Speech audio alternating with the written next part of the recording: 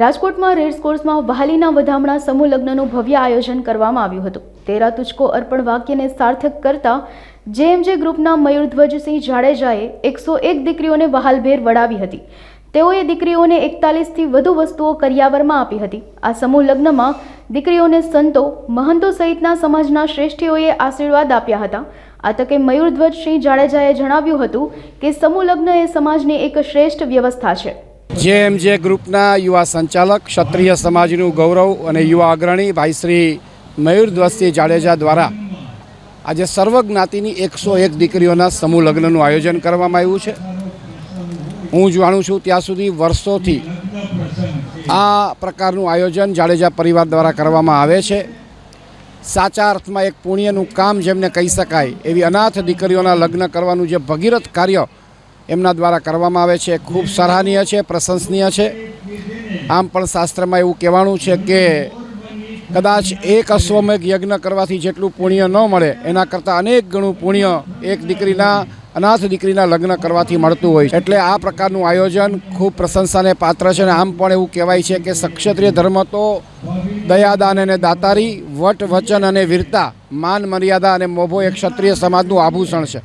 આ પ્રકારના આયોજનથી ખૂબ આજે રાજીપો વ્યક્ત કરું છું અને જાડેજા પરિવારને અભિનંદન આપું છું। નવ દંપતી એમના જીવનની અંદર ખૂબ ઉત્તરોત્તર પ્રગતિ કરે અને ખૂબ આગળ વધે, ઈશ્વરના આશીર્વાદ એમની ઉપર સતત વરસતા રહે એવી ભગવાનને પ્રાર્થના કરું છું। સૌપ્રથમ તો મયુરધ્વજસિંહને ખૂબ અભિનંદન આપું છું કે 100થી વધુ દંપતીઓના સમૂહ લગ્ન એમને કર્યા છે। આજના સમયમાં મધ્યમ વર્ગના લોકો માટે લગ્ન, દીકરીને વળાવી એ ખૂબ મોટી સમસ્યા હોય છે કે જેથી સાસરિયામાં કોઈ મેળું ન મારે કે તું આ ઓછું લઈ આવીને તારે લગ્ન તે બરોબર નહોતા તારા પિયરિયાએ કર્યા।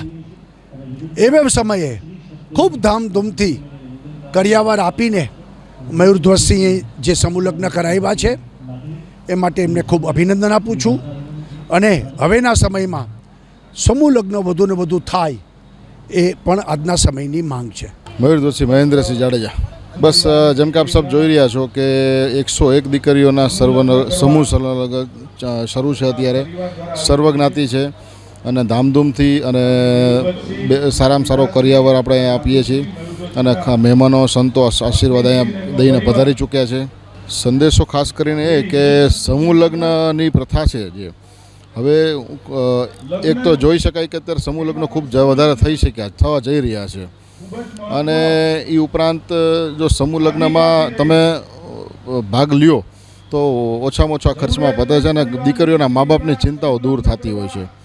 તો સમૂહ લગ્ન કરવા એમાં કોઈ લાંછન નથી અને હું આહ્વાન આપું છું કે બધાએ સમૂહ લગ્ન, મેં પોતે પણ સમૂહ લગ્નમાં લગ્ન કરેલા છે।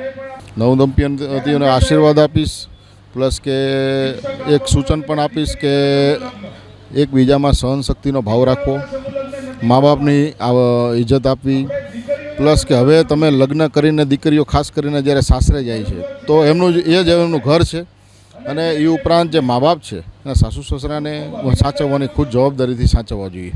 બહુ સરસ છે। જેને કોઈ મતલબ ઓછા ઘર, મતલબ પૈસાવાળા દીકરી કોઈ હોય ને એને આમાં કરીએ તો એને સારું, એને મા બાપને વધારે ખર્ચો ન થાય। મને બહુ ખૂબ સરસ લાગ્યું। જે કોઈ મેરેજ કરે એ સમૂહ લગ્નમાં જ કરે।